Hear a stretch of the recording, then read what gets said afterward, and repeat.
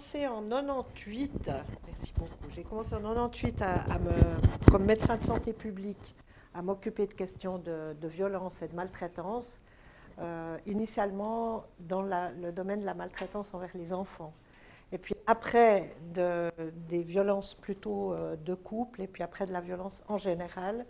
Et comme vous le voyez là, on a terminé en 2006, enfin pas terminé, on a recommencé une nouvelle histoire en 2006 en créant l'unité de médecine des violences du CHUV avec le Centre universitaire roman de médecine légale.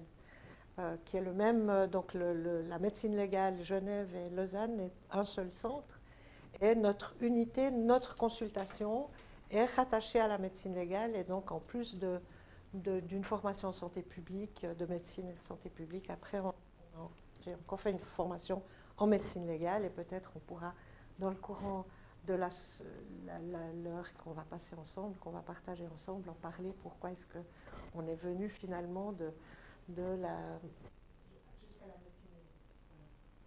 médecine. Comme je disais tout à l'heure, moi je suis très très contente parce qu'on a beaucoup travaillé en dehors des soins. C'est pas facile. C'est pas facile cette histoire. Ou alors il faut être très très habitué à aller à la radio, à la télé, chez Drucker. Bon, on ne sait pas, ça marche pas. Voilà. Oui, on est vraiment sorti des soins. On est sorti. Nous, moi, je travaillais aux urgences au départ. On est sorti, on a travaillé plus avec la police essentiellement. Nos premiers partenaires, ça a été la police, la justice, les assistants sociaux, les centres La Vie, etc. Mais, et puis finalement aussi les pharmaciens, pharmaciennes d'officine, enfin, on a élargi, mais on n'a jamais pensé à vous. Et c'est vraiment magnifique que votre équipe soit venue nous chercher, nous solliciter pour faire ce module. Parce qu'en étudiant un tout petit peu cette focale-là, on s'est rendu compte qu'en fait, c'était absolument central. Et pour ce soir, justement, j'ai été regarder un peu dans nos histoires de cas. Donc, juste que ça vous donne une idée, on a ouvert en 2006 et on a, entre guillemets, fêté notre 4000e patient cet été. Donc, vous voyez, c'est beaucoup de patients quand même, c'est beaucoup de dossiers.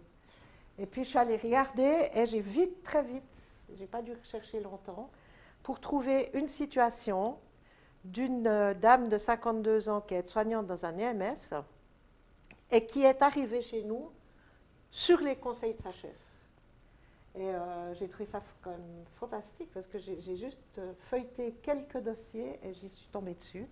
Et vous voyez par exemple, c'est cette dame-là, elle avait des douleurs abdominales et thoraciques, elle avait été agressée par son mari la veille à son domicile, elle a parlé à sa chef qui l'a envoyée au CHUV, aux urgences et puis chez nous, en disant mais vous ne pouvez pas rester comme ça, ça ne va pas de rester au travail, vous souffrez et il vous est arrivé quelque chose de grave.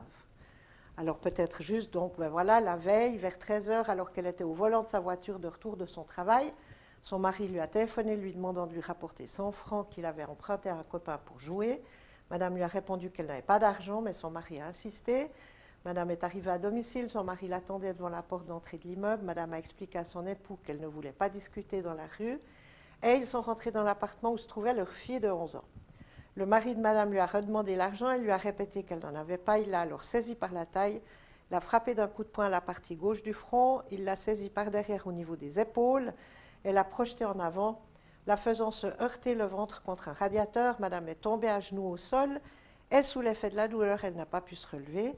Son mari a menacé de la frapper encore si elle ne se relevait pas. Leur fille a supplié son père d'arrêter, disant « Arrête papa, tu fais mal à maman ». Madame a réussi à se relever avec peine. Son mari a quitté l'appartement. Voilà. Donc vous pouvez bien imaginer que vous avez un collègue à qui il arrive ça, imaginons le mardi, dans quel état il est pour venir au travail le lendemain, hein, indépendamment de tout.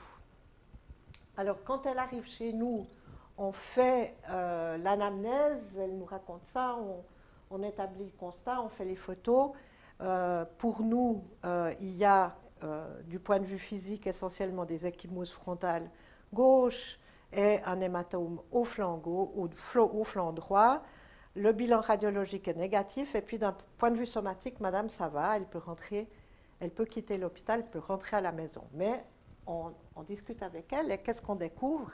Que cette madame est mariée depuis 22 ans, qu'elle a 3 filles de 11, 13 et 21 ans, et qu'elle vit des violences depuis 9 ans. Ça fait 9 ans que ça dure, mais que c'est la première fois qu'elle consulte pour ça. Et vous voyez que c'est la première fois qu'elle consulte, et c'est sa chef dans son EMS qui l'a convaincue pour la première fois en 9 ans de consulter. Donc vous pouvez imaginer la fonction que ça peut avoir, hein, le poids, l'importance. Donc que vous soyez là ce soir, qu'il y ait un module dans cette... C'est vraiment, déjà du point de vue strictement individuel, c'est vraiment très important pour aider des salariés, des collègues à sortir, au moins aller chercher de l'aide. Voilà. Et puis en plus, parce que cette dame, elle a une situation particulière, elle n'a pas de soutien familial. Sa soeur et sa mère lui disent « Non mais écoute, tu fais des histoires, arrête de faire des histoires. » Bonsoir monsieur, bienvenue. Et puis très concrètement, mais ça on va le voir encore plus tard, dans le courant de la soirée, très concrètement, par exemple, là on a pu lui dire « Mais madame, il faut téléphoner à la police, il faut porter plainte. » Elle a téléphoné à la gendarmerie depuis le bureau de consultation. Et puis le gendarme lui a dit qu'elle était attendue, ce qui est aussi très différent. C'est-à-dire que si vous voulez aller porter plainte et que vous allez juste comme ça, ou bien qu'on vous dit vous êtes attendu, on vous attend, ah oui madame, voilà, quand vous arrivez, c'est beaucoup moins stressant ou traumatisant. Et puis, elle raconte toute son histoire au gendarme, elle lui apporte le constat avec les photos. Et à ce moment-là, son mari l'a appelée au téléphone, sur son téléphone portable, en lui demandant qu'est-ce que tu fais, où tu es, etc. Et le gendarme parle alors avec le mari, lui dit de se présenter au poste, ce qu'il fait. Et ça, c'est aussi quelque chose qui étonne toujours quand on n'est pas dans le domaine, c'est qu'en fait, l'intervention policière est très efficace. Hein, et que, en général, si un gendarme dit à un monsieur ou à une dame qui agit de la violence, je vous attends, on veut discuter avec vous, les gens y vont. Redire la loi, marquer le coup, et ça fait souvent beaucoup d'effets. Et en l'occurrence, la violence que ce monsieur faisait était suffisamment grave et régulière et intense, mettait en question les enfants, puisqu'il s'en était pris à une de ses enfants, pour que ce monsieur soit écarté de son domicile, avec le nouvel article dont vous avez peut-être entendu parler, qui est le 28B du Code civil, le 28B du Code civil, qui permet effectivement à la police de immédiatement retirer les clés du domicile à une personne qui est présumée coupable de violence, et sans même attendre donc, un avis une confirmation du juge, qui est donné dans les 24 heures, mais la police peut le faire. Donc il y a beaucoup de choses qui sont possibles pour protéger les victimes et leurs enfants. Voilà. Ça, c'était juste pour se mettre dans le coup, pour vous montrer que ça vous concerne vraiment au premier degré. On n'est pas trop nombreux, c'est très agréable. Donc, si vous avez des questions, moi je vais aller un peu à travers ma présentation, mais si vous avez des questions, des interrogations, s'il y a des choses qui vous paraissent un peu incohérentes ou que vous ne comprenez pas, vraiment interrompez-moi, hein, parce que je ne suis pas angoissée si vous m'interrompez. Oui, très bien. Par rapport à la dernière chose que vous disiez par rapport au code, le Code civil, le 28B, ouais, c'est...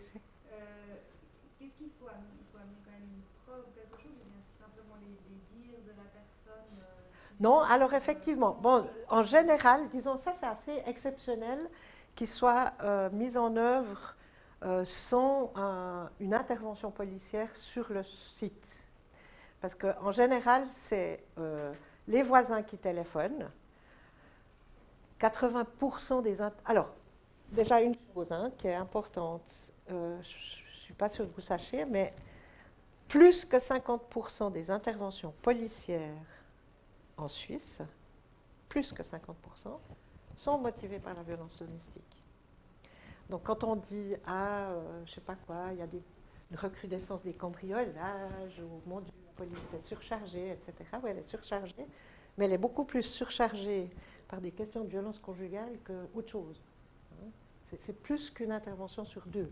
C'est plus qu'une sortie de Volvo sur deux qui est motivée par la violence domestique. D'accord ? Donc, mais ces interventions sont en général motivées par les téléphones des voisins. Les voisins sont inquiets ou irrités. Par exemple, si c'est des familles où ça se répète énormément, comme c'est souvent le cas, la violence conjugale, c'est un comportement, la violence domestique, c'est un comportement, c'est un mode de vie, c'est pas du tout, c'est pas inné ou c'est pas juste des choses qui explosent de temps en temps, c'est un mode de vie, c'est des relations dans lesquelles la violence a sa place. Et ça se répète quand même beaucoup. C'est très difficile de s'émanciper d'une relation violente. C'est très très difficile. C'est difficile de partir, c'est difficile de changer pour mille et une raisons.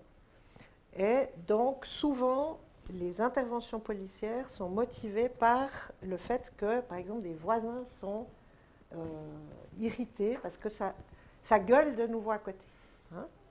Moi, j'ai passé beaucoup de temps au centre d'engagement et de transmission de la gendarmerie vaudoise. Ben, c'était beaucoup ça. Ah, mais maintenant, il faut y aller, parce que ça gueule à côté. Hein. On ne peut pas dormir, etc. Ou bien par des voisins qui se font du souci, en disant on entend les petits qui pleurent, on entend que ça crie, on entend que ça tape, etc.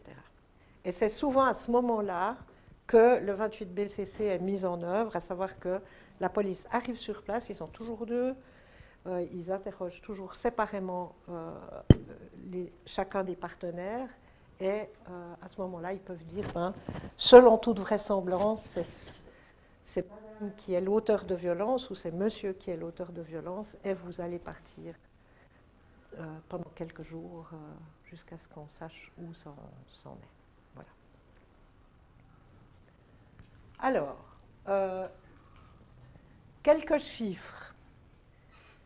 Donc, c'est, comme disait notre prof des urgences, il ne faut quand même pas oublier que la violence conjugale, c'est une maladie mortelle, sous-diagnostiquée. Il y a 5 femmes par mois qui sont victimes d'une tentative d'homicide en Suisse, et 2 qui meurent. Donc il y en a quand même une qui meurt toutes les 2 semaines.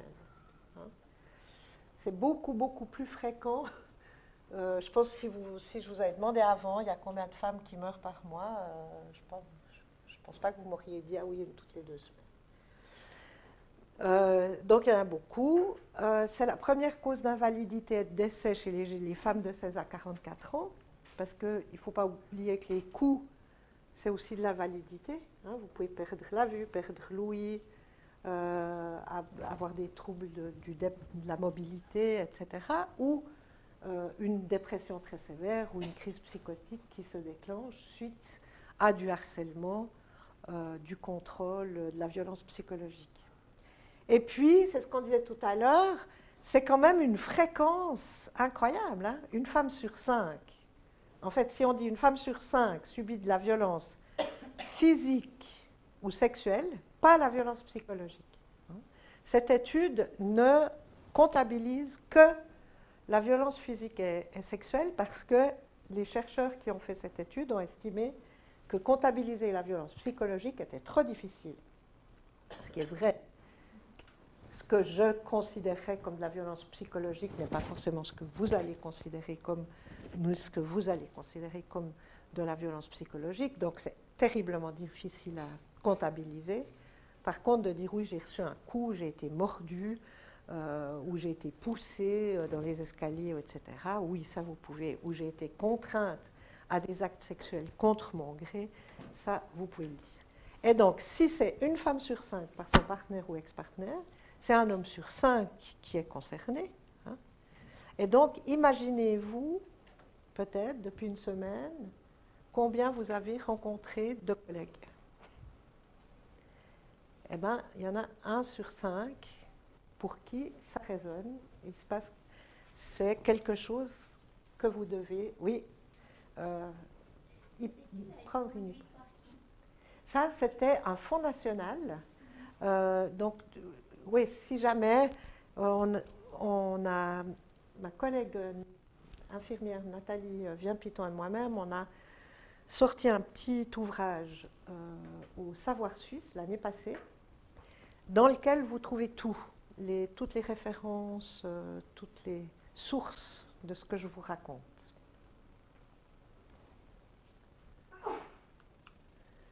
Et puis, même si parfois on dit « Ah, mais au fond, pour se disputer, il faut être 2, c'est des adultes.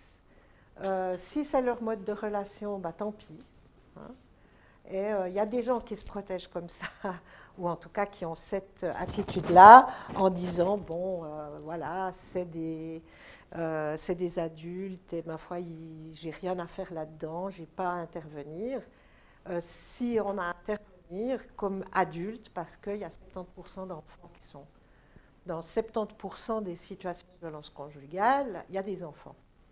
Et maintenant, c'est clair, il a été clairement démontré par les études de cohorte qui ont été publiées l'année passée, qui ont été faites en Angleterre et en Europe, dans l'étude Daphné, que les enfants qui sont exposés à la violence de leurs parents présentent les mêmes troubles du développement, les mêmes carences, les mêmes problèmes de santé qu'un enfant qui est directement abusé.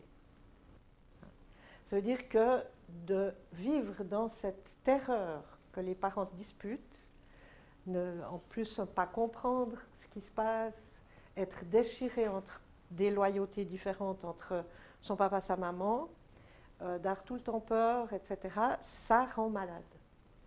Ça rend malade, ça empêche de se concentrer, ça empêche de faire bien, bien performer à l'école, etc., et de bien grandir et tout. Donc même si on trouve que, au fond, ça ne nous regarde pas parce que c'est des adultes, pour les enfants, on doit, comme adultes, on doit protéger les enfants. Alors, ça se manifeste à tout âge. Nous, on a des gens, là, ça, c'est que les femmes, hein, victimes de violences conjugales, mais avec une médiane à 34 ans, et puis ça ne s'arrête pas avec l'AVS. Notre patiente la plus âgée avait 97 ans. Et dans tous les milieux socio-économiques, ça c'est une chose qui est extrêmement intéressante, c'est que souvent on a des représentations extrêmement fausses, et là, vous voyez, c'est la dernière formation achevée par ici on avait ces données pour 592 femmes, et vous voyez que c'est bien distribué. On a des femmes un nombre vraiment pas négligeable de femmes qui ont des niveaux de formation importants, enfin qui est très proche de la stratification démographique suisse habituelle. Quel que soit l'état civil, ça c'est sûr. Et puis, ne pas oublier que ça se persiste après la dissolution du couple. Au contraire, même souvent, c'est à la séparation que ça devient le plus aigu, le plus violent, le plus menaçant, et qu'on doit se faire le plus de soucis. C'est souvent à la séparation qu'on doit se faire le plus de soucis pour la vie des deux. Hein. Je veux dire, le nombre d'hommes qui agissent de la violence et qui font des tentatives de suicide quand leur femme part est très élevé. Hein. Et puis, quelle que soit la nationalité ou le statut du séjour, ça n'a pas de lien non plus. Alors, je vous montre cette petite photo, ces deux petites photos, pour peut-être prendre une seconde de chacun avec vous-même, en vous disant, si je regarde ces deux couples, eh ben, spontanément, lequel de ces deux couples est peut-être le plus à risque d'avoir une histoire de violence conjugale? Les deux. Très bien.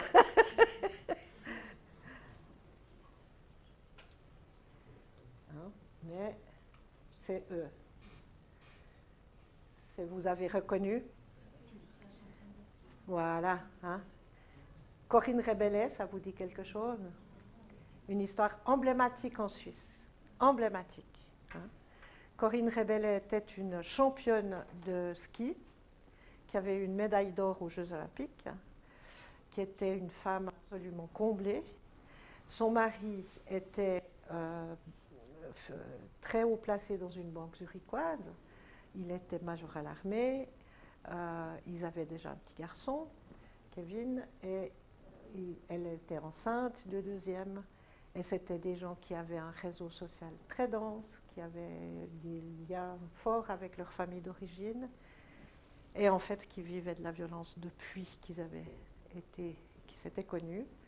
Et quand Corinne Rebellet a décidé qu'elle en avait assez, elle a dit à son mari, je vais au Mayen chez mes parents quelques jours, parce qu'en plus je suis enceinte, je suis fatiguée et tout, je pars avec le petit. Et puis on va réfléchir chacun de son côté, voir comment on peut faire, je ne supporte plus. Eh ben, le mari est arrivé le lendemain avec son fusil d'assaut. Il a tué elle, qui était enceinte. Il a tué il a tiré sur la maman, qui n'est pas morte, mais qui a été très gravement atteinte. Et il a tué le frère de son épouse, donc son beau-frère. Et puis après, il est parti dans la forêt, puis il a zoné dans la forêt 48 heures, puis il s'est tué. Voilà. Donc, c'est juste pour dire qu'on peut vivre des drames absolument horribles en étant des gens qui sont très famille ovomaltine. Hein. Vous voyez ce que je veux dire? Non, mais c'est vrai, c'était la famille. Ils avaient tout. Banquier, championne de ski, les parents, tout le monde s'entendait bien et tout. Hein. Et ce qui est dramatique pour nous, et pour vous et pour nous tous, qui sommes dans nos professions en contact avec des humains, on travaille avec l'humain, vous travaillez avec l'humain, moi aussi, on ne travaille pas avec des objets, on ne travaille pas avec des machines, eh bien c'est dramatique parce que ces deux êtres, elle était enceinte, elle devait avoir un gynécologue quand même. Lui, il travaillait dans une très grande banque zurichoise. Il devait y avoir un responsable du personnel, peut-être un médecin du personnel, je ne sais pas. Enfin, je veux dire, ils étaient en contact avec beaucoup de professionnels. Et personne n'a été fichu de leur poser la question tranquillement, comment ça va à la maison, est-ce que vous avez besoin d'aide, est-ce que vous voulez en parler vous voulez qu'on en parle? Oui. Non, il y a quelqu'un qui levait la main? Non, je pensais simplement que finalement, je ne sais pas à quel moment ils ont pu. Et j'ai cette question en fait. C'est ça. Par l'esprit, quand il y a quelque chose qui frappe, soit dans le comportement, soit physiquement, qui se voit. Parce qu'enfin, peu d'expériences que j'ai eues, les gens ne vont pas le raconter. Oui, c'est juste. Ou bien leur protège, enfin, ouais. il y a une sorte de codépendance dans les... Oui, alors, il n'y a pas de enfin moi j'en sais rien, hein. Je vous dis un peu mon expérience, c'est que les personnes concernées ont évidemment extrêmement honte, pensent que ça n'arrive à personne d'autre qu'à eux, ça c'est la première chose, donc c'est impossible de se confier. Par contre, du moment où il y a la question qui est posée, les gens sont très contents qu'on la leur pose. par exemple, entre médecin généraliste et patiente, il y a une très jolie enquête anglaise. Ils ont interrogé les médecins en disant: est-ce que vous trouvez que c'est une bonne idée de poser systématiquement la question à vos patientes comment ça va à la maison? Et puis, massivement, les médecins, ils ont dit: ah non, en tout cas pas, parce que c'est blessant, c'est gênant pour ma patiente. Parce que si je lui pose cette question, elle va penser que je pense que peut-être qu'elle vit de la violence, etc. Et puis, ils ont posé aux patientes, puis les patientes, à une écrasante majorité, ont dit: ah oui, qu'est-ce qu'on aimerait, pas seulement qu'on nous demande combien on pèse, si on fume ou si on prend la pilule, mais aussi comment ça va à la maison. Hein. Et est-ce que ça va bien ou... Ah, alors c'est ça. Non. Alors c'est pour ça, disons, nous, c'est ce qu'on a remarqué en 15 ans de travail avec toutes sortes de professions, c'est qu'on n'a pas envie, en fait, on a plein de stratégies pour ne pas poser la question. Hein. On développe des stratégies extraordinaires qui nous permettent de, même des fois face à des situations évidentes où on se dit mais ça doit être ça, on ne pose pas la question parce que c'est ouvrir la boîte de Pandore et puis on se dit mais qu'est-ce que je vais en faire? Hein? Si elle me dit oui, je fais quoi? Ou si il me dit oui, c'est vrai.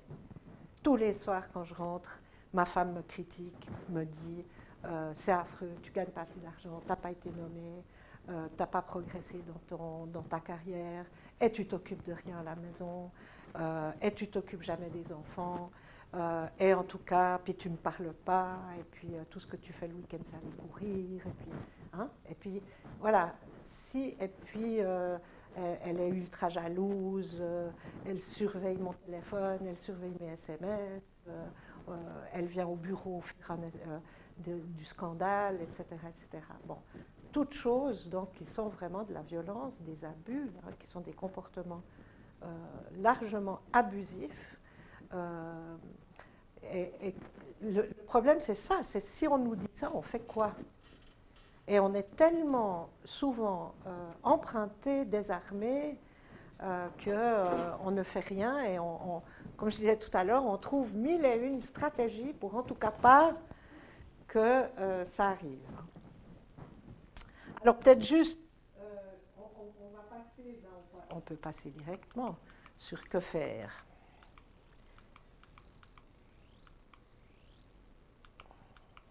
Alors, oui.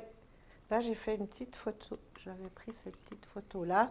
La première chose, c'est pour que faire, c'est vraiment d'être d'une très, très, très grande modestie et de se dire la violence à la maison, la violence dans les relations proches, intimes, c'est des situations d'une très grande complexité. Hein. C'est bien plus... c'est bien plus complexe que de soigner une crise cardiaque. Hein. Une coronaire qui se bouge, on sait c'est quoi. On sait c'est quoi, on sait quoi faire, etc. Une relation de couple qui est en fait mal partie et qui s'embranche mal et qui s'embranche sur le contrôle, sur l'abus, sur une relation qui est d'abord blessante, puis abusive, puis contrôlante, et puis violente physiquement, etc., et qui peut aller jusqu'à l'homicide, c'est beaucoup plus compliqué à gérer. Donc, c'est l'affaire de spécialistes. Et on a une grande chance parce qu'en Suisse, on a un pays extrêmement bien développé.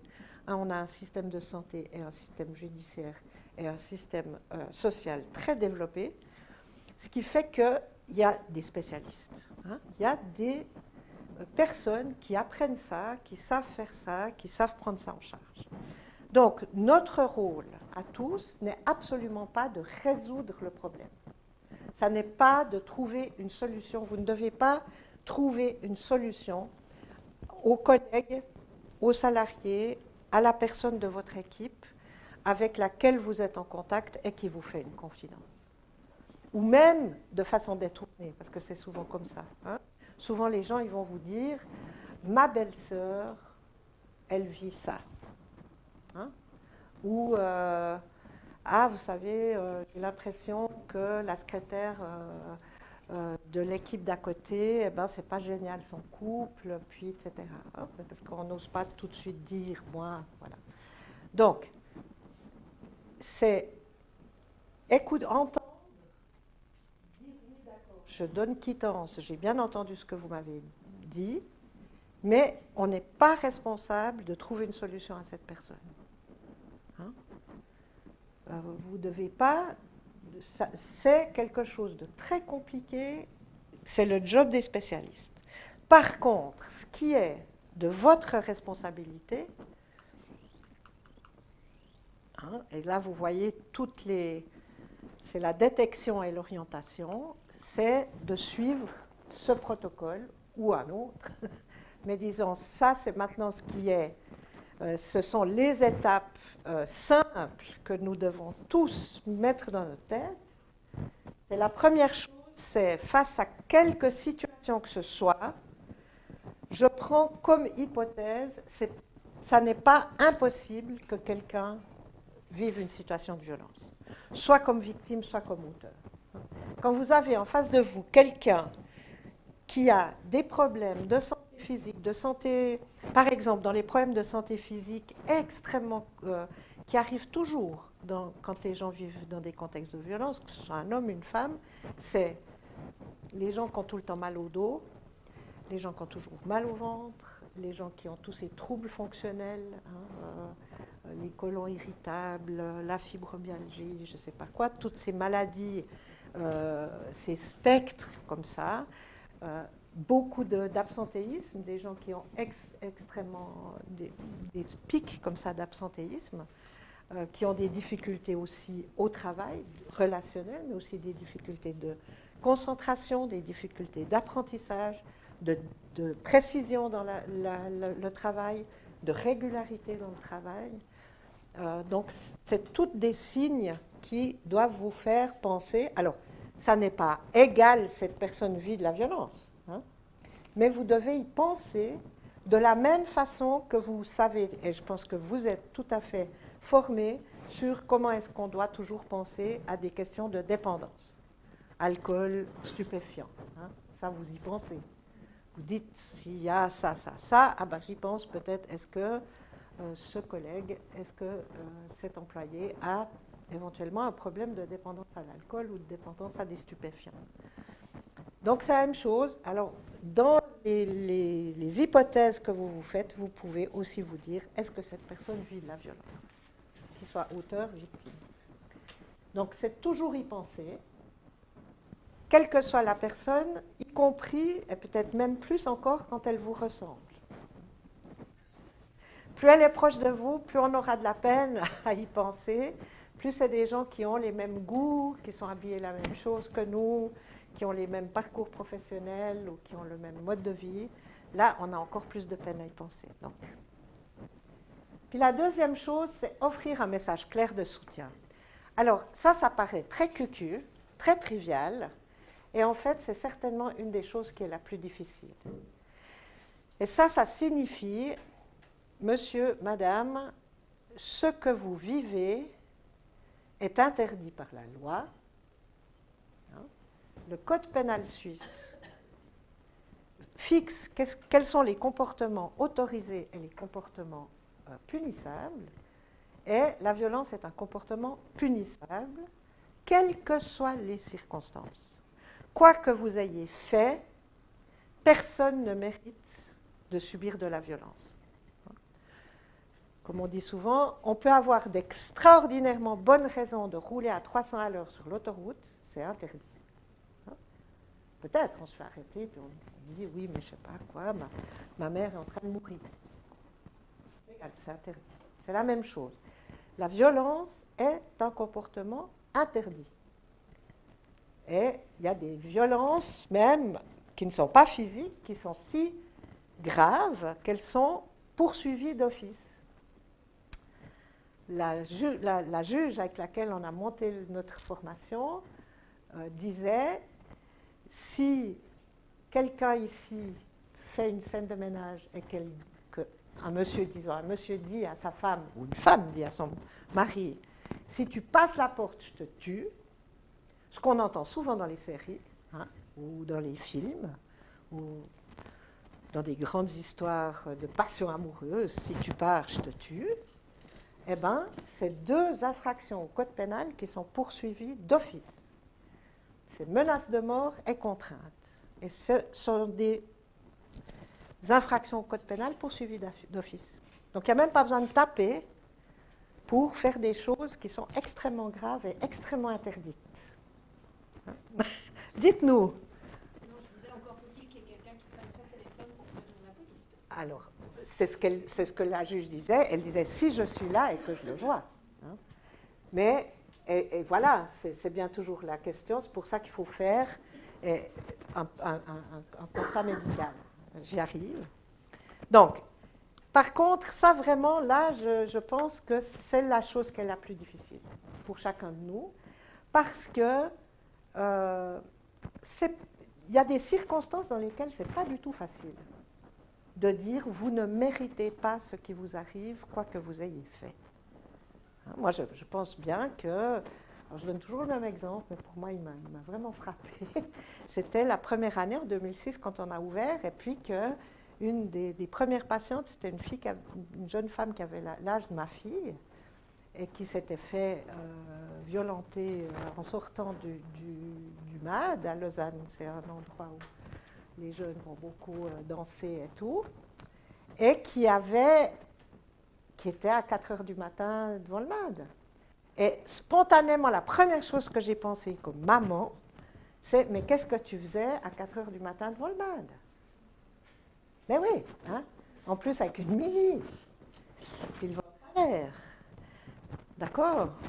Et la première chose que j'ai eu envie de lui dire à cette jeune femme qui était arrivée à la consultation, c'était ça.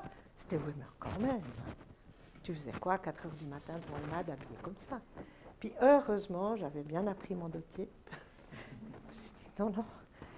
Parce que, évidemment, vous vous rendez compte si vous commencez comme ça. Hein, ça veut dire c'est normal de se faire violer. Elle l'a bien mérité. Elle l'a bien cherché. Voilà. Ou bien, je ne sais pas quoi, les gens de Charlie Hebdo qui se sont fait descendre, ben, ils l'avaient bien cherché. Ils n'avaient pas qu'à insulter le prophète, et puis, etc. Hein. Donc, non. On vit dans un état de droit. Il y a des choses autorisées, il y a des choses défendues et d'autres qui ne sont pas défendues, et c'est tout. Et ma propre appréciation de cette situation, je la garde pour moi. Hein. Elle n'intervient pas, et c'est pour ça qu'on dit c'est agir, traiter de manière professionnelle, c'est-à-dire que de garder une bonne distance et de dire je ne m'implique pas, je ne juge pas, je ne suis pas juge. Si ça va devant une justice, ce sera jugé, mais ce n'est pas moi. Moi, je ne suis pas là pour juger. Et qui suis pour juger la personne? Par contre, je suis là pour lui dire ce que vous vivez est interdit, vous ne le méritez pas, et vous pouvez vivre autre chose. Il y a des spécialistes en Suisse, dans notre région, dans votre ville, dans le canton où vous habitez. Il y a des spécialistes qui peuvent vous aider. Et voilà, je vais vous donner les adresses et je vous encourage à y aller. Dans ces lieux, on va vous aider sans vous juger, on va faire ce que vous pensez que vous voulez faire. Si vous voulez porter plainte, on va vous aider, mais si vous ne voulez pas, on ne va pas vous y contraindre. Vous êtes un adulte, on ira à votre rythme.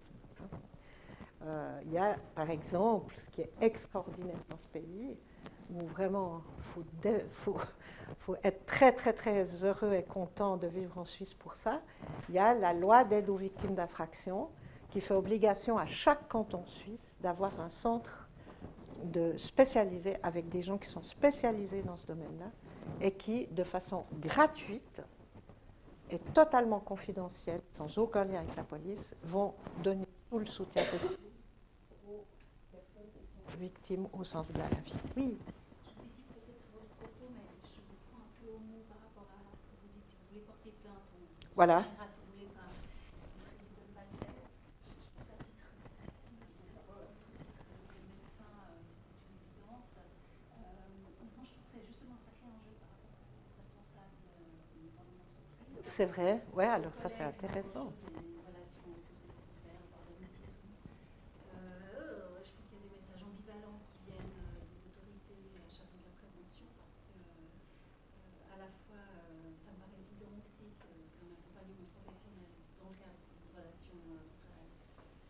mettre cet échange là sur ce mode-là. En même temps, on est juste en train de contrôler ce que vous disiez tout à l'heure, c'est-à-dire point d'office. Moi, comme supérieur hiérarchique, par exemple, selon la loi, même selon certains dispositifs de prévention que je vois passer sous les yeux, je suis censée. On me rassure justement beaucoup sur le fait que c'est interdit, c'est poursuivi d'office, donc Ouais, la ouais. collaboratrice arrive dans mon bureau, je prends le téléphone, je dénonce la situation. Donc ça, c'est. Ouais, ouais. Alors là, il y a justement une confusion très intéressante entre le fait que poursuivi d'office, ça ne veut pas dire que vous devez dénoncer. C'est ce que vous disiez. Poursuivi d'office, c'est s'il y a un policier ou un juge. Lui va le faire, en tout cas, la dénonciation.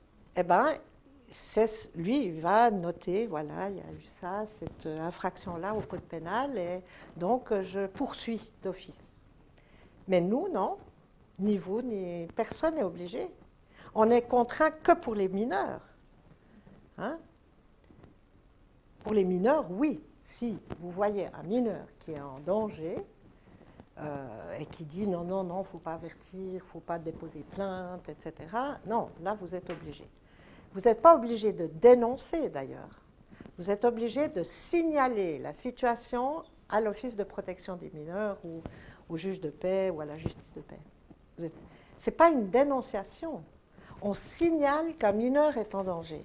Ce n'est pas du tout la même chose. Et pour un adulte, ça n'est pas du tout... C'est comme, par exemple, le constat. Hein. C'est très important, dans traiter de manière professionnelle, c'est très important de toujours recommander à la personne de faire un constat médical. Et de bien expliquer que le constat, ce n'est pas poser plainte. Il n'y a aucun lien entre demander un constat et porter plainte. On peut demander 25 constats sans jamais porter plainte. Et on peut porter plainte sans demander un constat. Oui. Une personne qui aurait fait constater des violences sur son corps, etc., peut cumuler ses constats médicaux et le jour où elle veut porter plainte, Exactement. va déposer sa pile. Exactement. Exactement.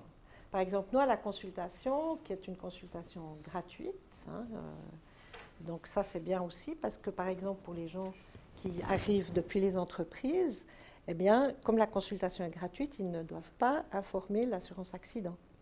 Hein. Donc ça, c'est, par exemple, vous avez avantage à plutôt envoyer les gens d'abord au centre La Vie, au centre la loi d'aide aux victimes d'infraction de votre canton, pour qu'il n'y ait pas de facture, pour que vous n'ayez pas tous les soucis à dire, oui, est-ce qu'il faut avertir l'assurance accident, oui, non, qu'est-ce que je dois dire, je devrais donner quoi comme information, etc. Bon. Bref. Mais par exemple, nous, on a des gens, des personnes qui sont venues 4 fois, 5 fois déjà, faire des constats. On conserve le constat dans notre consultation. On n'envoie pas le constat à la maison, jamais. Si la personne le veut, elle vient le chercher en main propre. Et quand elle le souhaitera, quand elle pensera, elle, que le moment est venu pour porter plainte, elle viendra chercher ses constats. Et elle les aura sous la main. Mais c'est la même chose chez un médecin. Hein. Vous pouvez aller ou dans une permanence médico-chirurgicale, vous pouvez aller dans n'importe quelle permanence, n'importe quel médecin qui a le droit de pratiquer en Suisse est habilité à établir un constat. D'accord? Donc, toujours dire à la personne, allez faire un constat, y compris essayer, si c'est possible, de l'accompagner et de bien lui expliquer. C'est pas parce que vous faites établir un constat que vous devez porter plainte. Oui. Là, c'est vraiment par rapport à un constat de violence physique, Non. psychologique. Ça, c'est ça qui est très intéressant. C'est que le constat médical, alors, souvent les gens viennent parce qu'ils ont des lésions physiques, mais on peut très bien faire un constat. Par exemple, dans l'histoire de la dame au début, hein, les constatations physiques sont au fond relativement faibles. Hein. Par contre, on peut dire, voilà, il s'est comporté comme ça devant les enfants.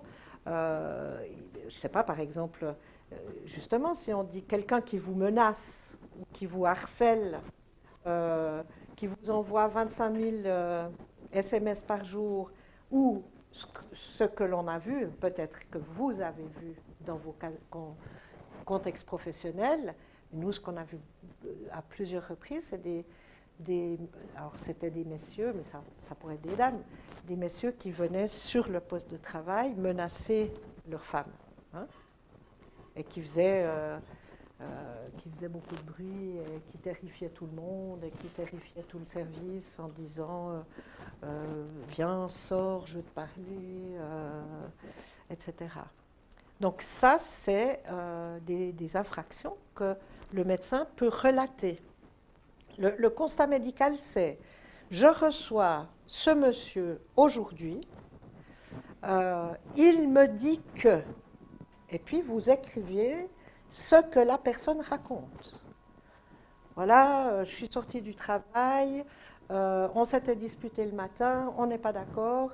Par exemple, typiquement, il y a souvent des choses, de la pression économique, de la violence économique, hein, le fait de prendre une partie de l'argent, de ne pas laisser les gens le bénéfice de leur salaire, etc., ou du harcèlement, et de dire, voilà, ça s'est passé, je suis partie au travail, je suis 4 heures à 5 heures ou 6 heures et demie, je ne sais pas quoi, je suis sortie de mon travail, il était là dans la voiture où elle était devant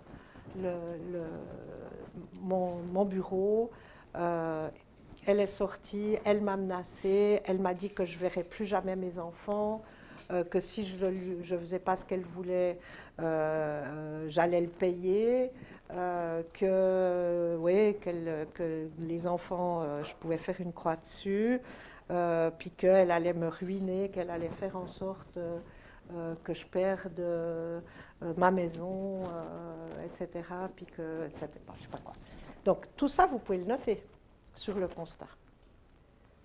Puis à part ça, après, nous on fait quand même toujours, bien sûr, hein, même si la personne elle dit non, non, on ne m'a pas frappé, c'est toujours un examen médico-légal de la tête aux pieds, de façon très systématique, parce que souvent on découvre des choses.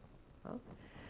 Moi, je me souviens d'une dame, et elle avait absolument aucune lésion. Elle a dit, mais non, mais pourquoi vous voulez m'examiner? On l'a examinée, et puis elle avait une immense balafre dans le dos. Puis on lui dit, mais qu'est-ce qui vous est arrivé? Tout. Puis elle dit, ah, mais ça, c'est parce que j'ai eu un accident, je me suis cassé les côtes. Puis on lui dit, ah, mais ça arrivait, comment cet accident? Puis elle dit, ah, mais mon mari m'avait enfermée sur le balcon. Et puis, j'avais froid, alors je suis sautée du balcon et puis je suis tombée, et voilà. Donc, ça vaut toujours la peine, vous voyez ce que je veux dire, ça vaut toujours la peine de faire tranquillement et consciencieusement un constat. Mais oui, je vous en prie, mais le constat médical, c'est la seule chose, mais vous pouvez encore appuyer, qui permet, dans un état de droit, de faire reconnaître le préjudice subi.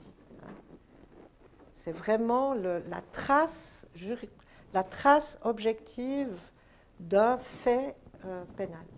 Oui. En fait, il n'y a pas une base de données commune pour ces constats. Enfin, la personne peut aller voir 15 médecins différents, il y aura 15 constats dans des endroits différents. C'est juste. C'est vrai. Ça prend rester là. Je ne comprends pas votre question. Ça veut dire qu'il n'y aura pas de... Il n'y a pas de suite. Non, s'il n'y a pas d'enfant en danger, s'il n'y a pas non plus, disons, un danger de mort imminente. Vous voyez, s'il y a un monsieur qui vient et qui dit, écoutez, ma femme, je l'ai vue partir avec mon fusil d'assaut, c'est une bonne tireuse, c'est une enfin, je sais pas, on fait du tir d'élite les deux, elle est partie avec un de nos fusils, et puis les enfants, et puis elle m'a dit, je vais les tuer. Ben là, oui, il faut téléphoner à la police. Hein. Vous voyez ce que je veux dire? Là, c'est pas, vous attendez pas, même si la personne dit non, non, je ne veux pas porter plainte. Mais ces situations-là, il y en a très très peu. Il y en a extrêmement peu. Où vraiment, il y a un pronostic engagé, où vous vous dites, mais attends, là, il va tuer ses enfants, ou elle va tuer les enfants, ou elle va se tuer elle-même, hein, ou bien elle va tuer la maîtresse, ou... elle est partie pour tuer la maîtresse, mais ça, vous le sentez tout de suite. vous le sentez, vous le savez, il y a un degré d'urgence dans la relation de la situation qui fait que c'est pas ces situations-là qui sont les plus graves. C'est ces situations entre deux, mais qui peuvent basculer très vite, très mal. C'est-à-dire s'il y en a 2 par mois qui meurent de femmes, c'est que ça bascule quand même très vite. Donc ça, par exemple, c'est un message qu'on peut donner sans être spécialiste, c'est de dire, monsieur ou madame, si vous ne faites rien, ça ne va pas aller mieux. Hein, ça ne va pas s'arranger et ça peut aller très mal. Ça peut très mal finir, donc je vous recommande très vivement de prendre soin de vous, parce que moi je suis en souci pour vous, je suis en souci pour votre vie, pour votre sécurité, pour votre bien-être et pour la qualité de votre travail, pour vous. Et je vous recommande absolument de faire quelque chose. D'ailleurs, voilà où vous pouvez aller. Et vous voyez, c'est ça, c'est informer des droits et des ressources. Une fois que vous avez dit, voilà, vous devez faire un constat, vous pouvez aller à la vie et dire, il y a des droits, vous avez des droits. Hein. Et puis, vous avez des devoirs aussi. Vous avez, par exemple, le devoir de vous protéger. Ça, c'est un devoir qu'on a. En Suisse, on a le devoir de veiller à sa propre protection et à la protection de ses enfants. Donc, ça, vous pouvez aussi argumenter là. Voilà. Et donc, on a développé, voyez, des dotypes pour les urgences, pour les services sociaux, pour les pharmaciens, pour les médecins généralistes, pour la gynécologie obstétrique. Et puis, je suis très très contente parce que ça, c'est une image que j'avais faite en 2014 pour le congrès suisse, la conférence suisse de prévention de la violence contre les femmes. Et vous voyez, j'avais mis peut-être une fois un dotype RH. Et voilà que je suis invitée maintenant. C'est l'heure. Hein. Alors voilà, c'était un peu un grand balayage, mais je ne sais pas, est-ce que vous avez encore des questions ou des sûrement, mais oui. J'ai une question, c'est plutôt par rapport à la violence psychologique. En fait, je vis ça avec un ami. Oui, vous vivez un peu de harcèlement psychologique. Enfin, lui, il le vit. Et c'était marrant parce que ça a commencé, tout d'un coup, il s'était brouillé avec ses parents. Et c'était et chaque fois qu'on était chaque fois qu'on est avec lui au dîner, sa femme passe 2 heures à nous expliquer ce qu'il ne fait pas bien, pourquoi il doit changer, pourquoi il doit faire ci, attention. Lui, il est là, puis il dit rien. Puis un jour, ils avaient eu un enfant, c'était proche de l'accouchement, puis on lui a dit, écoute, il y a des choses qui nous paraissent bizarres, il y a des messages que ta femme essaie de te faire passer. En tout cas, nous, ça nous met très mal à l'aise d'être pris à partie dans cette relation et on pense que l'arrivée d'un enfant, ça peut aggraver, en tout cas exacerber les tensions. On pense que tu devrais peut-être consulter avec elle, peut-être quelqu'un qui fait de la thérapie de couple. Voilà, oui, voilà. Et puis il est rentré, puis le message a été XY, donc son épouse ont dit que tu dois arrêter de critiquer un peu le monde, bref.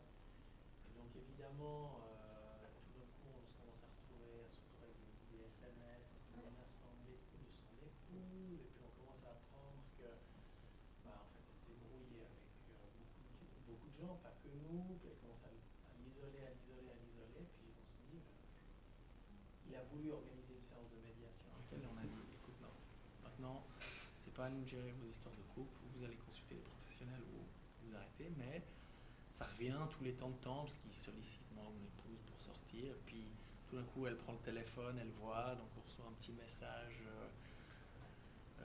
Ouais, c'est très particulier, on se dit, mais où est l'escalade de la violence et à quel moment nous on dit écoute, maintenant stop, on sera toujours là pour toi, mais maintenant on ne peut plus avoir de contact. Enfin, bref. Mais en tout cas, moi je trouve que vous avez très bien réagi. Vous avez fait exactement ce qu'il faut faire, à savoir qu'il ne faut pas fermer les yeux. Il ne faut pas faire semblant que ça ne nous choque pas. Hein? C'est pas possible, c'est pas juste. On ne peut pas disqualifier comme ça quelqu'un en permanence. C'est de la violence. Hein, donc c'est disqualifier quelqu'un comme ça, le mettre sous pression, ne pas reconnaître qu'il a des qualités. Et puis vous avez eu très raison. L'arrivée d'un enfant, c'est souvent inaugural.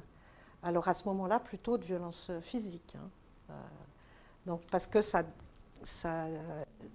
vous savez, il y a cette belle image où on dit un couple ou une famille, c'est comme comment?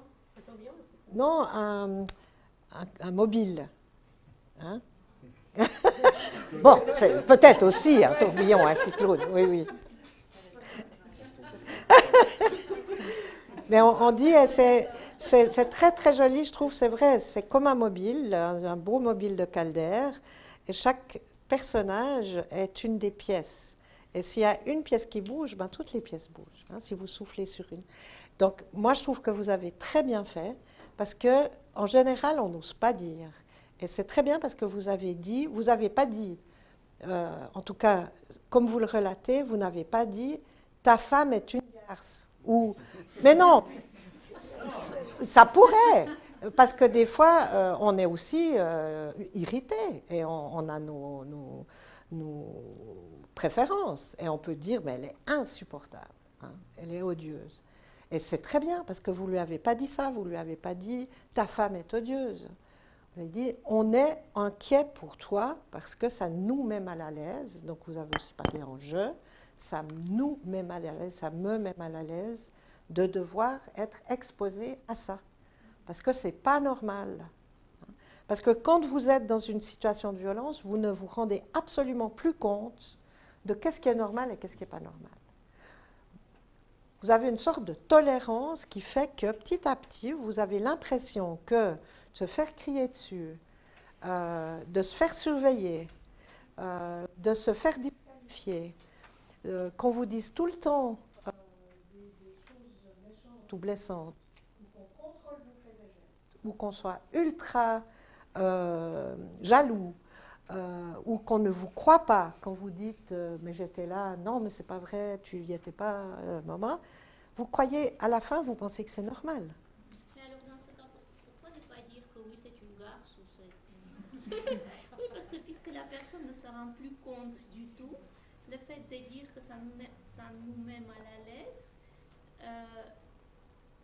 vous parlez de votre... Je pense que c'est décisif dans ces cas-là de parler de soi et de ne pas juger les autres. Voyez? Parce que ce mari, il aime sa femme. Pas forcément, il a peur de la quitter alors. Ah, ça c'est vous qui faites... Vous ne savez pas. Mais en tout cas, il y a eu un moment où il a apprécié cette personne. Hein? C'est pour ça que c'est difficile de partir. Parce que souvent, on n'aime pas le comportement de la personne, on n'aime pas sa violence, on n'aime pas sa jalousie, on n'aime pas, etc. Mais la personne, on l'aime parce qu'on l'a connue autrement. Hein? Donc, il ne faut pas blesser inutilement. Hein? Il faut dire, moi, je suis gênée, ce que tu vis, à mon avis, n'est pas normal. Hein? Si je reprends le titre de votre conférence, quand la violence domestique altère le travail, oui. J'ai une impression que quand on est sur un lieu de travail, bon, il y a les collègues, là il y a l'amitié, donc on se retrouve comme dans une sphère privée. Oui. Mais effectivement, est-ce qu'il n'y a pas aussi la peur de la sanction parce que bon, souvent il y a un manque de concentration. Oui. Vous le dites, hein, ils arrivent peut-être pas. Non, non, il n'y a pas que le... Non, non. Et c'est peut-être pas visible, mais ça, bien sûr, ça se ressent sur une certaine productivité et tout ça. Oui. Ce qui va un peu à l'encontre, c'est justement souvent dans ces situations-là, quand on commence à voir un collaborateur on lui pose justement pas la question. Ouais. Comment ça va chez vous? Mm. On va juste lui faire la liste et on lui demande souvent de. Donc si c'est pas lui qui Ouais, dit ouais, écoutez, ouais. j'ai des problèmes à la maison, les professionnels, enfin j'ai l'impression que les professionnels n'ont pas ce réflexe et qu'il y a tout de suite la sanction, c'est-à-dire Ouais. écoutez, on va vous envoyer une lettre, Ouais. en ce moment vous n'êtes pas. Bon, moi je viens d'un secteur aussi qui est pas du tout dans le social parce que. Oui. Mais même, justement, c'est tout ce que l'équipe est en train de travailler. Parce qu'effectivement, par exemple, si vous arrivez tout le temps en retard, ou bien que vous avez un taux d'absentéisme incroyable, ou bien que vous oubliez les rendez-vous, toutes choses qui arrivent très souvent, hein, quand vous vivez dans un stress permanent. Si vous êtes sous stress tout le temps, ça veut dire que vous dormez mal, ça veut dire que vous n'avez pas de plaisir à rentrer à la maison. Enfin, ce que vous avez raconté, monsieur, c'est, on peut imaginer dans quel état il est votre ami pour aller travailler, vous voyez. Si c'est tous les jours, oui. Je pense que la question de la sanction elle est assez intéressante, particulièrement dans certains domaines d'activité. Je reprends l'exemple qu'il y avait au début, une personne qui doit ramener de l'argent pour son mari qui avait joué à un jeu. Moi, par exemple, je travaille dans les ressources humaines d'une banque. Je pense qu'effectivement, une personne qui serait victime de violences conjugales liées, par exemple, à une dépendance de son mari ou de son épouse, à des jeux donc avec un sous-jacent pécunier dessous, ne sera pas très à l'aise de venir nous en parler parce qu'il y aura tout le fantasme de se dire mais est-ce qu'ils vont commencer à croire que je vais peut-être commencer à piquer dans la caisse. Absolument. On va parler d'une banque, on va parler d'une caissière. Juste. On va parler d'une personne qui est en contact avec. Et il y aura un sentiment de méfiance absolument fort. Oui, absolument.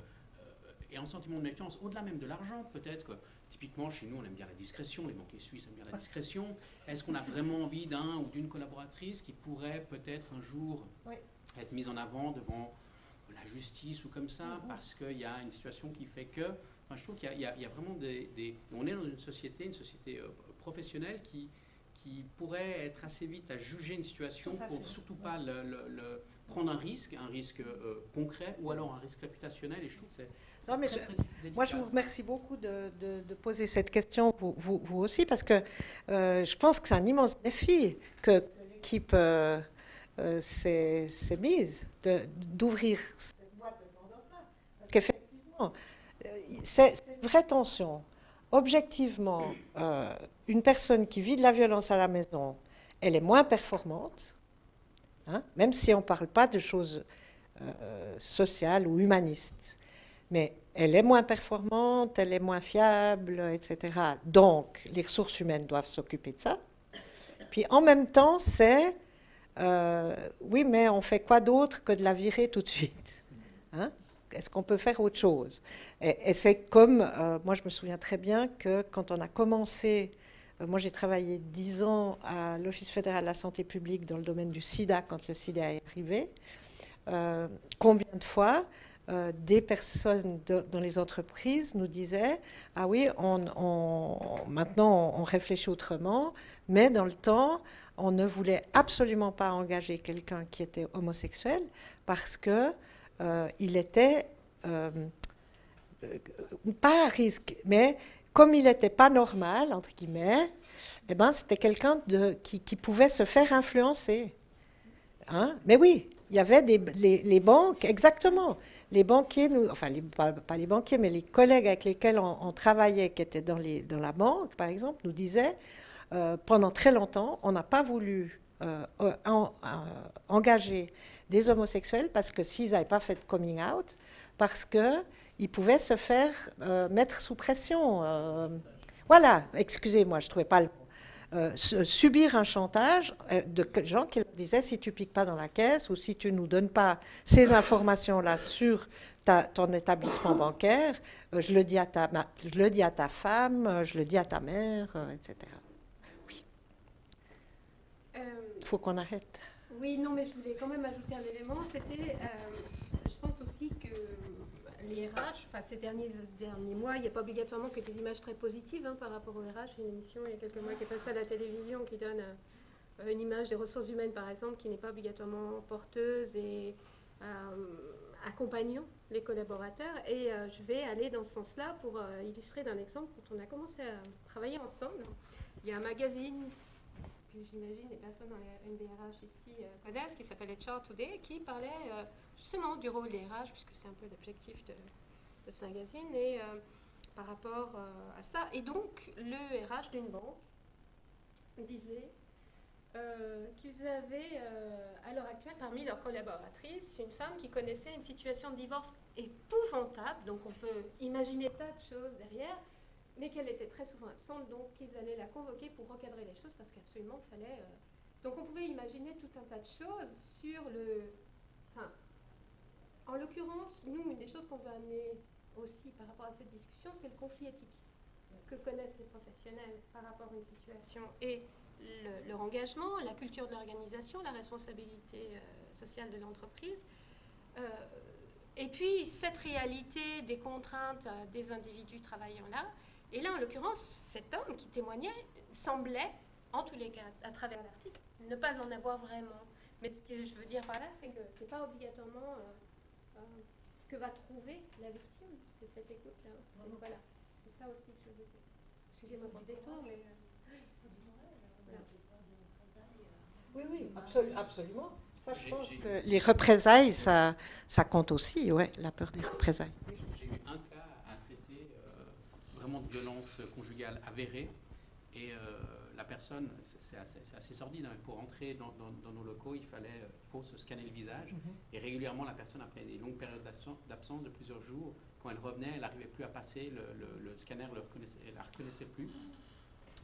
Donc on avait rencontré la personne à plusieurs reprises et chaque fois elle tombait dans l'escalier, c'est vraiment, mais c'est aussi cliché que ça. Hein. On ne pouvait même pas croire qu'elle donnait jusqu'au point où elle nous a clairement menacé de porter plainte si on continuait avec ces insinuations, qu'elle nous sommait d'arrêter tout de suite. Et c'est extrêmement déstabilisant parce qu'on ne sait plus quoi faire. Et qu'on sait la personne dans une situation délicate, voire grave, et qu'on ne sait pas quoi faire. Et c'est là, peut-être pour reprendre ce que vous dites, la limite aussi des RH, moi je crois que si on parle de violence, si on parle de choses comme ça, le premier RH c'est le manager, c'est le collègue, c'est les gens vraiment proches parce que dès que ça prend une ampleur trop grande, la personne quand elle nous voyait arriver, elle disait hop, hop, hop, on ne parle pas de ma violence, là on parle de mon poste, donc on parle de ma liberté financière, on parle peut-être des seules choses qui me font que j'ai 3 sous pour quitter un peu la maison, pour aller me faire une coiffure ou j'en sais rien qui fait que je me retrouve pas avec la personne. Et je pense on n'était pas les bonnes personnes, je pense. Alors ça, c'est une vraie réflexion aussi sur qui sont les bonnes personnes. Voilà, qui peut intervenir, quelle légitimité d'intervenir dans l'organisation. Et c'est vrai que les RH ne sont pas souvent les personnes les plus légitimes. Moi, j'ai juste. Attendez, C'était juste pour finir sur quelque chose d'un peu plus positif et peut-être qui pourrait nous aider. C'est, vous disiez au début, le médecin devrait poser la question comment ça va à la maison, etc. Et c'est vrai que dans le monde professionnel, on ne peut pas vraiment faire ça. Enfin, après, ça dépend du contact qu'on a avec la personne, mais avec l'étiquette RH, c'est toujours un petit peu délicat. Ma question, en fait, c'est la suivante. Pour les personnes qui ont finalement décidé à agir ou à appeler la police, etc., est-ce qu'on arrive à savoir quels sont les facteurs déclencheurs ? Parce que finalement, moi, c'est ce qui m'intéresse au niveau de l'entreprise. Je me dis, mais qu'est-ce qu'on peut faire sans entrer dans la sphère privée, mais faire des choses peut-être un peu plus générales, de l'information Qu'est-ce qui a déclenché je vais aller chez un médecin, je vais aller faire un constat, je vais en parler à la police. En général, qu'est-ce qui a déclenché? Vous avez certainement beaucoup d'expérience. Non, alors je pense qu'il n'y a rien de systématique. Par contre, effectivement, le fait que ça devienne moins tabou, ça aide beaucoup. Hein.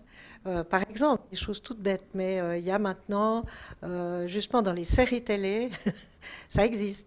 Il y a des situations où les personnes vivent la violence à la maison. Le fait qu'on ait, par exemple, là, on a trouvé en Grande-Bretagne, il y a tout un mouvement dans les entreprises de dire la violence domestique, c'est une question pour le monde professionnel, ça doit être traité dans le cadre du travail. Par exemple, nous, on a aussi fait, quand on a fait, par exemple, la campagne au CHUV, parce que, la première patiente qu'on a eue le 3 janvier 2006 9 heures. Ma première patiente, c'était une infirmière chef, hein, du CHUV. Donc voilà, donc, il y a 4 ou 5 000 employés, et, vous voyez, il y a beaucoup de probabilités. Donc par exemple là, ce qu'on a fait, c'est qu'on a mis dans les toilettes, partout, dans toutes les toilettes, des petites affichettes avec le site, l'adresse du site Violence Que Faire. Donc je pense de rendre ça moins tabou, de mettre beaucoup d'informations, de dire vous pouvez obtenir de l'aide. Par exemple, le site Violence Que Faire, donc www.violencequefaire.ch, je trouve que c'est très très bien parce que c'est un site sur lequel vous pouvez, avec un pseudonyme, poser des questions. Et puis, c'est des spécialistes qui vous répondent. Mais donc là, vous pouvez le faire toute seule chez vous, quoi, ou tout seul chez vous, sans... Alors bon.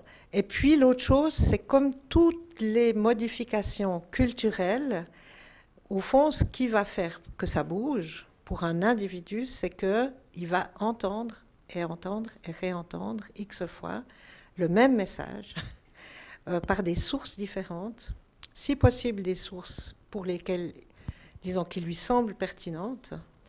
Je veux dire, comment on a fait pour que les endroits publics deviennent sans fumée? Hein, on a vécu pendant, jusqu'à il y a 10 ans ou 15 ans en Europe et en Amérique du Nord avec de la fumée partout. Partout. La norme, c'était fumer. Puis maintenant, on ne fume plus. La norme, c'est ne pas fumer. Ne pas fumer dans les restaurants, ne pas fumer. Voilà. Et c'est une modification majeure. C'est une modification énorme. Hein, on en parlait hier soir avec des amis, j'ai dit, voilà, moi je vais bientôt arrêter de travailler. Si on m'avait dit, quand j'avais 30 ans, il y aura le mariage pour les homosexuels, j'aurais dit, mais ouais, salut, puis on va aller habiter sur Mars, quoi. Voilà, ça m'apparaissait presque aussi fou que ça. Bon, et puis il y a eu une modification culturelle fondamentale sur qu'est-ce que c'est une famille, c'est quoi un couple, c'est quoi. Donc ça change, mais c'est des changements lents et profonds. Ouais. Une question, que ce soit l'entreprise pour laquelle je travaille qui a 2500 personnes sur site, que ce soit les HUG qui ont combien d'employés, 10 000 employés. C'est clair qu'on a un certain nombre de personnes qui sont victimes de violences conjugales. On en a aussi beaucoup qui sont les coupables, les auteurs de ces violences. Lors des campagnes s'il y a des campagnes de prévention qui se font, est-ce que vous vous adressez aussi aux auteurs? Absolument, oui. Il y a des très bonnes, en tout cas, je ne sais pas, dans le canton de Genève, en tout cas dans le canton de Vaud, il y a une excellente campagne qui a été faite dans les bus avec des petits... c'est justement la photo là, où, par exemple, j'ai peur qu'elle me quitte. Je crois que vous aviez là... Ouais, c'est là. Ça, c'est une des images, ça. Et vous avez des retours? Les gens... Alors, ça, il faudra monitorer. Hein. Est-ce qu'il y a plus en plus d'hommes et de femmes mais vous avez aussi dans le canton de Genève, donc c'est comment ça s'appelle? C'est Virès, voilà, chez vous, ouais. Et puis, donc, c'est pour les hommes et les femmes qui ont recours à la violence. Et puis, c'est des sortes de... C'est un petit peu comme les alcooliques anonymes, un peu. C'est ça. C'est pas thérapeutique, c'est pas de la psychothérapie, mais c'est des groupes de parole où les gens viennent et disent, voilà, c'est vrai, je suis comme ça, j'agis de la violence. Et puis, petit à petit, on arrive... Disons, le plus gros... pas, c'est de dire c'est moi qui fais ça. C'est de faire prendre conscience à la personne qui agit de la violence que c'est elle qui décide. Hein. Parce que quand on agit de la violence, en général, c'est tellement plus spontanément, on dit oui, mais j'étais fatiguée, j'avais trop bu, tu m'avais énervé, j'étais à bout de nerfs. Hein. C'est ça. C'est jamais ah oui, c'est moi qui ai fait. Vous aviez une question aussi avant. tout à l'heure. Ok. C'était pour en revenir à l'aspect RH, qui était le premier propos. Je partage tout à fait votre réflexion, monsieur, sur les limites, sans doute, ce que les RH peuvent jouer. Mais néanmoins, gardons espoir, disait madame. Je vois par rapport aux obligations des employeurs qui récemment ont évolué, en tout cas ça concerne les grosses entreprises, mais je crois que c'est ce que vous vivez comme réalité. On doit maintenant mettre en place un système de gestion. On doit démontrer qu'on gère les conflits par le biais notamment, par exemple, d'un recours à une personne externe. On doit mettre au point un dispositif qui n'est pas obligatoirement constitué d'une personne externe, mais d'une personne en interne qui peut recueillir ce type de témoignages.